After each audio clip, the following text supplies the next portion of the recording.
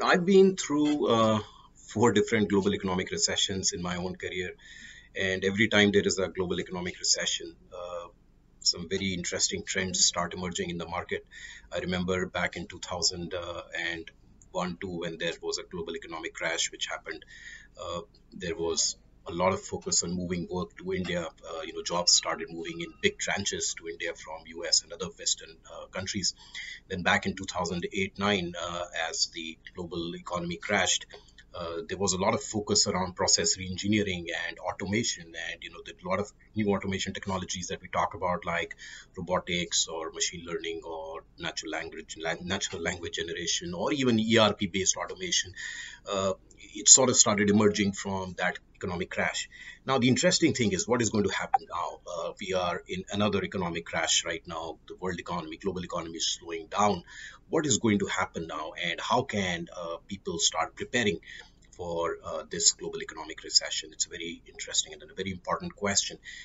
I strongly believe that the way the world is moving right now, we have to start looking at the trends which are emerging in the marketplace. What are companies, what are global organizations preparing for?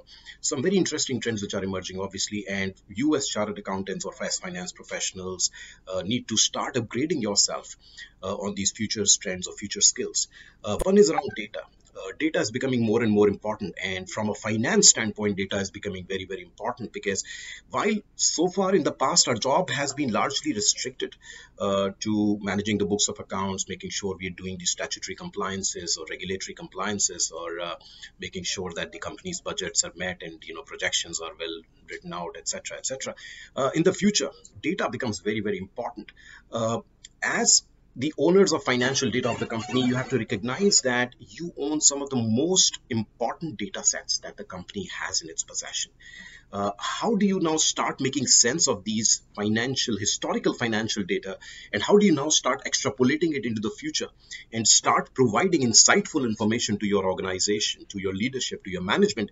Will really differentiate what the future CFO, what a successful future CFO will be doing. So start understanding the importance of data that is in control of you, but you've never really thought about it as much. So data sciences and big data and analytics will become very, very important skills for the future.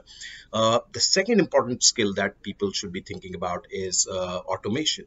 I spoke about it very briefly earlier. We've already seen a lot of use cases of robotics building up in the finance and accounting domain, especially in large global organizations. And people think that automation is a very expensive game, so only the big organizations can do automation. Let me tell you, that's not correct. Automation like robotics is point automation. It is not a very expensive type of automation to build, and a lot of other technologies which which people are working on across the world right now are being designed and developed in a manner that they can be implemented even in small businesses. So if you are thinking that automation will not affect you because you work for a small business, you need to let go of that thought. Even the smaller businesses are right now striving to be becoming more and more competitive, and hence they will need finance experts, domain experts who understand technology, who understand how to bring in technology to help these organizations become more efficient and competitive. So these are two very important future trends which will become relevant as the organizations and economy starts to move out onto the other side, which will still take time, in my opinion.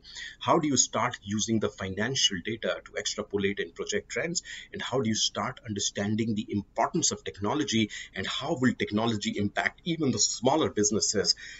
Is something that all finance professionals should understand. So start bracing up for this, start reading about this, start participating in conversations, going to seminars, webinars, start doing some short-term courses so that you can actually sound like somebody who understands these things and who understands what the future holds for all of us finance professionals.